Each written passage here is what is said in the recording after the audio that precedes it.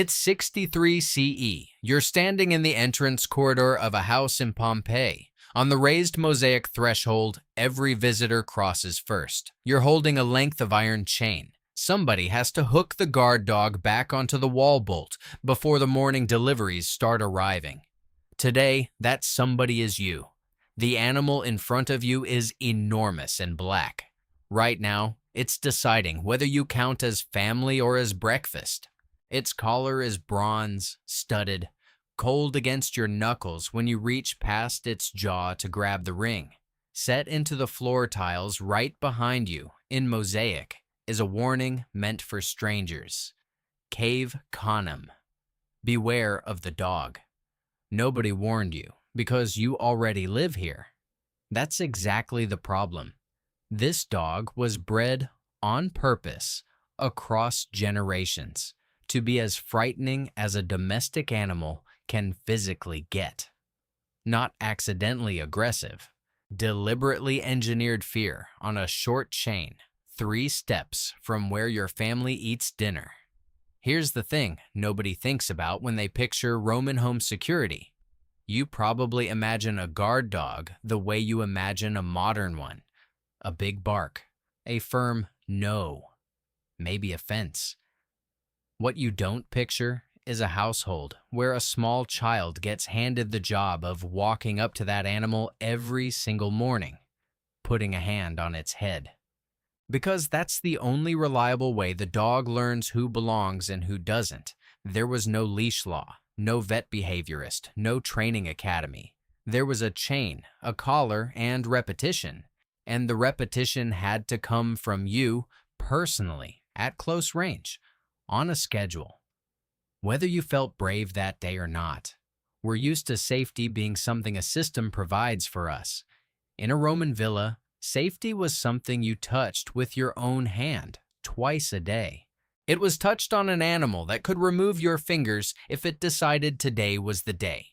So today, we're going through all of it. The bronze-studded collar, the iron chain bolted into the wall, the Cave Canem mosaic underfoot, the black Molossian dog bred specifically to terrify, the daily feeding ritual nobody was allowed to skip, the child sent out to pet him first, and the postman, or the Roman version of one, who never quite learned the lesson in time. By the end, you're going to understand why petting a dangerous dog wasn't affection. It was maintenance, and skipping it could get somebody killed. Let's go. We know this in far more physical detail than you'd expect, and it starts with a hole in the ground. In November of 1874, excavators working under Giuseppe Fiorelli were pouring plaster into a cavity in the hardened ash. The site was a house on Pompeii's Vicolo di Champione, the home of a man named Vesonius Primus. What came out, once the plaster set and the ash was chipped away, was the exact shape of a dog. Contorted, still fitted with a bronze-studded collar, 2 bronze rings threaded onto it where the chain had been. The animal had been left fastened at the entrance when the eruption hit in 79 CE. It stayed there, in that spot, doing its job, until the ash buried the whole street. The cast survives because Vesuvius, of all things, is an unusually good taxidermist. Fine ash settled around the body and hardened before the flesh fully decayed. It left a mold precise enough to show fur direction. Hold that thought. That chained dog comes back at the end of this video, and it's going to hit harder than you expect. Now, the assumption. Most people picture a Roman guard dog as basically a burglar alarm with teeth. You lock it in the courtyard. It barks at anything that moves. The fear alone does the work, and nobody actually has to get close to the thing. That assumption feels reasonable. Why would you get near an animal built to hurt people? Isn't the entire point that it stays scary and stays away from you? That's the intuitive version. It's backed by literally every action movie that's ever put a chained dog in a driveway. I'd have assumed the same thing before I started digging into how these households were actually laid out. It's also backwards. In a way, the evidence makes uncomfortably specific. So if fear alone wasn't what kept the household safe, what was actually doing the work? Because the Romans weren't just tolerating a dangerous animal near the front door, they were actively engineering it. The agricultural writer Columella covers this in Book 7 of his farming manual, De Re Rustica, written around 60 to 65 CE. He lays out exactly what a household or farm guard dog should look like: an unusually large body, a broad hairy chest, a loud and resonant bark, and specifically a black coat. Black frightens intruders more by daylight and lets the dog vanish into shadow at night. That's not a description of a pet that happened to be intimidating. That's a breeding spec for a weapon you were expected to live with 4 feet from your own door. Let's start with the collar, because everything else depends on it. Excavators recovered actual Roman dog collars, and the design tells you exactly what problem the Romans were solving. They're bronze, cast in a ring. The surface is studded with raised knobs or short spikes running all the way around. That's not decoration. A wolf, or a rival dog, or a thief with a knife going for the throat meets metal first. The collar was armor for the one part of the animal you couldn't afford to lose. Some examples carry a small bronze tag or plate riveted onto the band. Occasionally it has a short inscription naming the owner, asking that a stray dog be returned home, which tells you something else. These were valuable enough individually to be worth labeling like property. A collar like that wasn't bought at a market stall on a whim. It represented months of feeding, training, and daily handling already invested in one specific animal. That's exactly the kind of investment nobody wants wandering off unidentified. Then there's the chain, and this is where the physical arrangement gets uncomfortably close. It wasn't strung across a yard. It was bolted into the wall beside the front door, or run through a ring set into the threshold itself.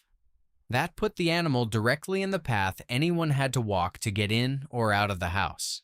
You didn't avoid the dog. You couldn't. The chain was short enough to keep it clear of the street.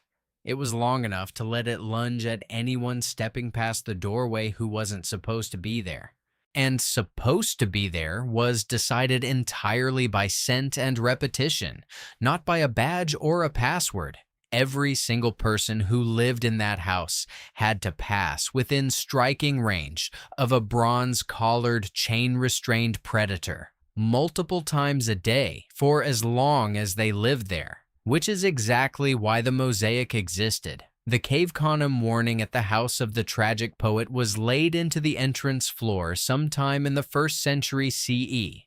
It isn't a cute decorative flourish. It's a liability notice in tile, permanently underfoot. It depicts the dog straining at its chain, teeth bared. Any visitor reads the warning with their own 2 feet before they read it with their eyes.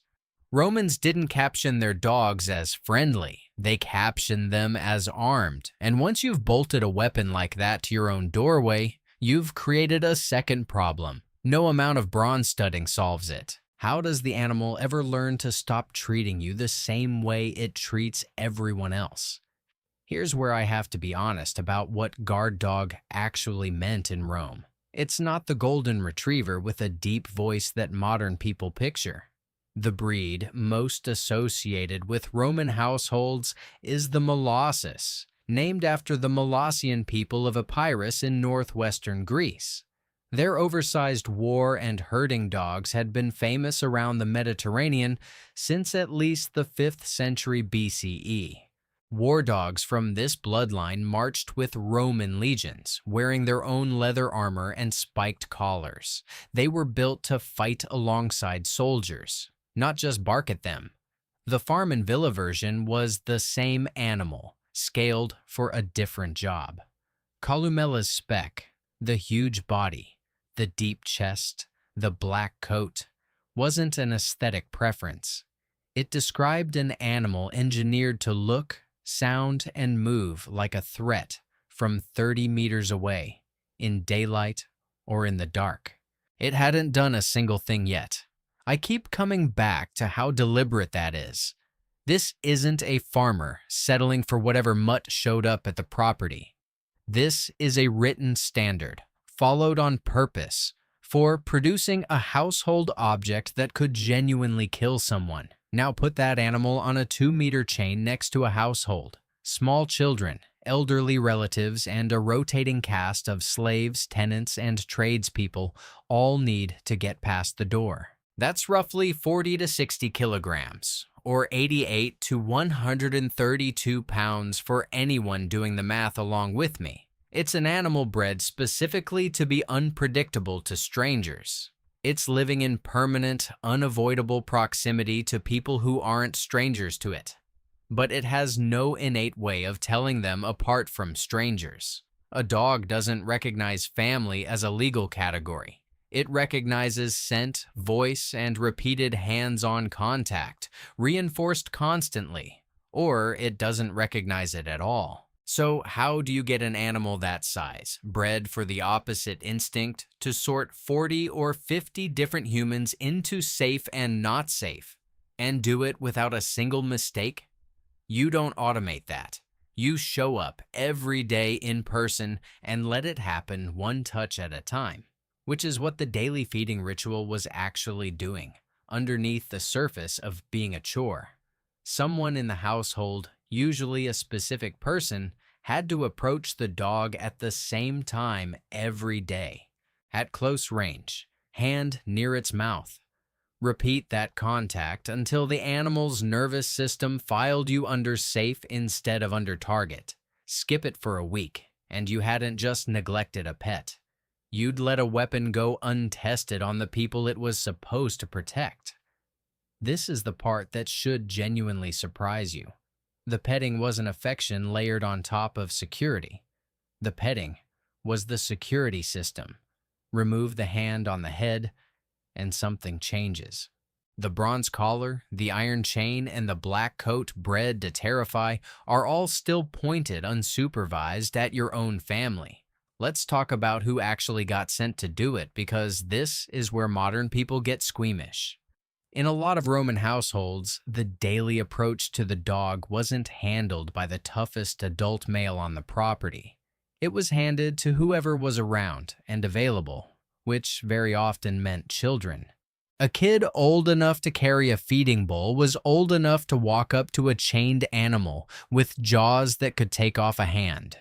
Familiarity had to start early, and it had to repeat constantly to actually stick.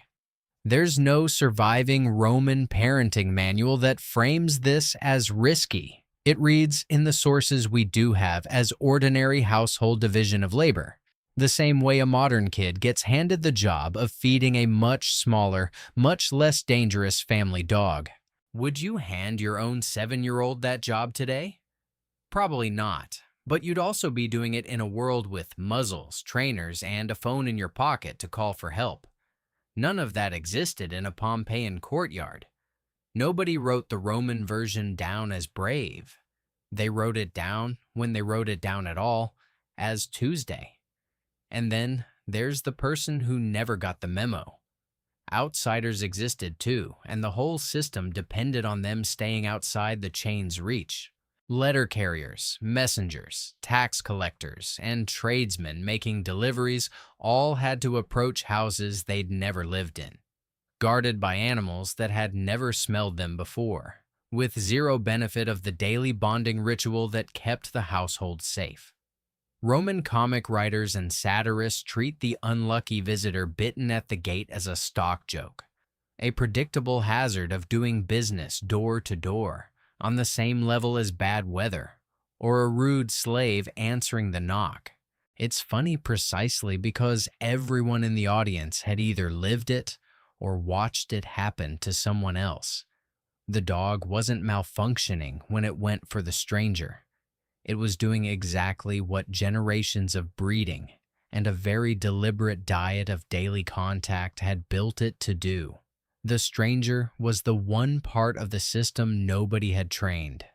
sit with the trade Rome was actually making here, because it's stranger than a joke about a bitten mailman.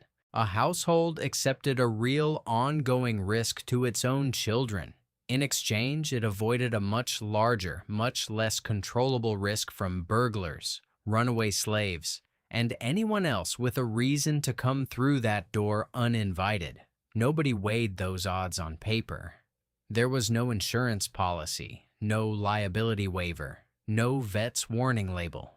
The calculation lived entirely in muscle memory. It was repeated by hand, every single day, by whichever member of the household drew that job. Modern readers flinch at putting a child within biting range of a molossus. Romans flinched, if they flinched at all, at the idea of a front door with nothing dangerous guarding it. His name was Vesonius Primus. On the morning the eruption began in 79 CE, he had a dog chained at the entrance of his house on what is now called the Vicolo di Champione, one street back from Pompeii's Forum. We don't know what the dog's name was. We don't know Vesonius Primus's face. What we know is where the animal was standing when the sky went wrong, because it never moved from that spot. Ash and pumice began falling. Then, as the deadlier surges came later that night and into the next morning, the dog stayed fastened to its post at the door, doing the one job it had been bred, fed, and daily handled to do, right up until it couldn't anymore. Its body twisted in the final minutes, legs drawn up, neck arched back against the chain it could not slip. Ash buried it exactly like that, and the shape held. Everything the household had built into that animal, the aggression, the size, the trained loyalty, was still there. It was useless. Aimed at a threat no collar or bark could ever have stopped. Almost 18 centuries later, in November of 1874, Giuseppe Fiorelli's excavation team found the hollow that shape had left in the hardened ash. They did what Fiorelli had pioneered for human victims, poured in liquid plaster and let it set before clearing the surrounding rock away.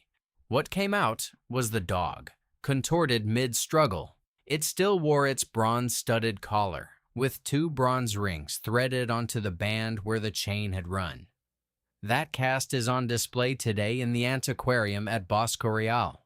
It's one of the most reproduced images to come out of Pompeii, precisely because it needs no caption.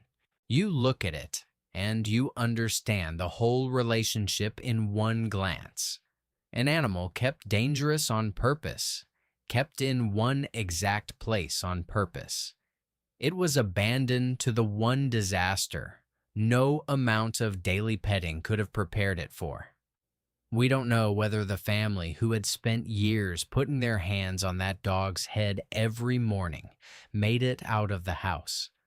Honestly, that gap in the record is its own kind of answer. Whoever chained that dog at dawn had no way of knowing it was the last time. The chain was supposed to keep everyone safe from the dog. It was the same chain that made sure the dog couldn't run. Now, here's where I have to be honest with you, because this channel does not fake certainty. We have the collar, we have the chain, we have Columella's breeding spec, and we have the mosaic warning strangers at the door. What we don't have is a Roman writer sitting down and explaining it in so many words. Nobody wrote, "The reason we pet the dog every day is to keep it from turning on us." That specific piece of internal logic is something historians and archaeologists have reconstructed from the physical setup itself.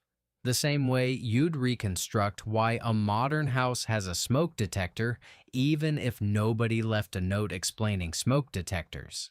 The chain placement, the collar design, the breeding for aggression, and the household roles all point the same direction.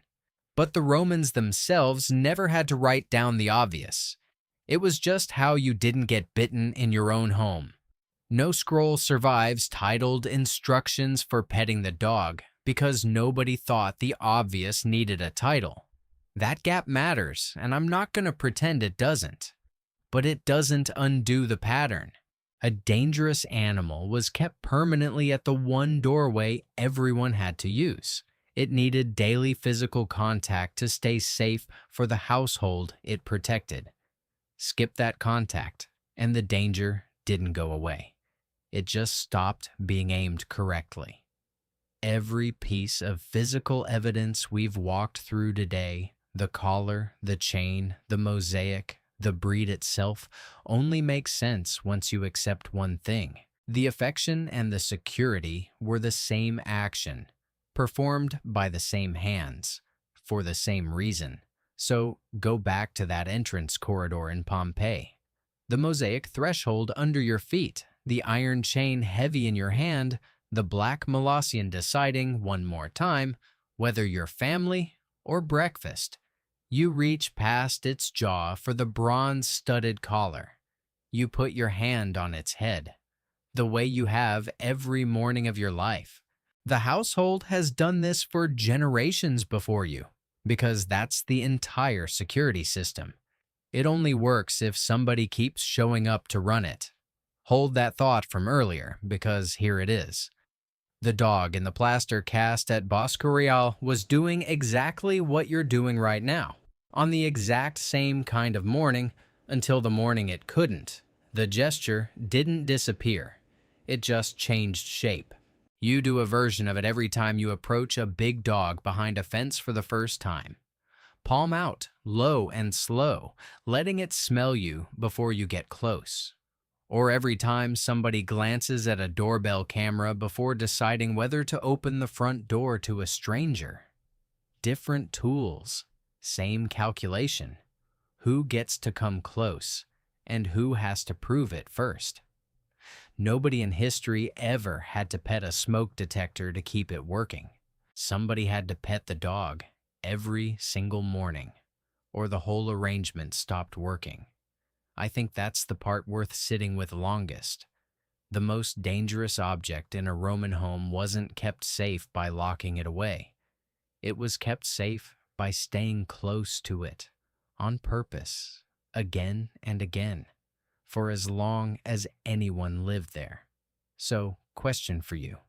Would you trust your own home security to an animal that had to be handled by hand every single day just to stay safe around you? Let me know in the comments. Until then, see you soon.